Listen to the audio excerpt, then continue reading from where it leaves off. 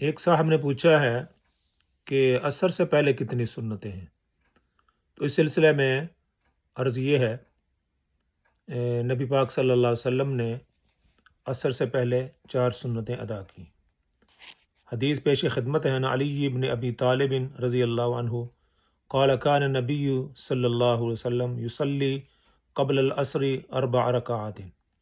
حضرت علی بن ابی طالب رضی اللہ عنہ سے روایت ہے کہ نبی کریم صلی اللہ علیہ وسلم عصر سے پہلے 4 رکعت ادا فرماتے تھے، اور یہ حدیث ہے ترمذی شریف کی، رواہ الترمذی وقال حدیث حسن۔ اسی طرح ایک اور حدیث ہے جو ابن عمر رضی اللہ عنہما سے ہے، وہ فرماتے ہیں قال رحم اللہ امرا عن النبی صلی اللہ علیہ وسلم قال رحم اللہ امرا صلی قبل العصر اربعا رواہ داود والترمذی وقال حدیث حسن۔ حضرت عبداللہ بن عمر رضی اللہ عنہما سے روایت ہے کہ نبی اکرم صلی اللہ علیہ وسلم نے فرمایا، اللہ اس شخص پر رحم فرمائے جس نے عصر سے پہلے 4 رکعتیں پڑھی۔ تو یہ 4 رکعتیں غیر موقدہ، ان کو علماء نے، فقہا نے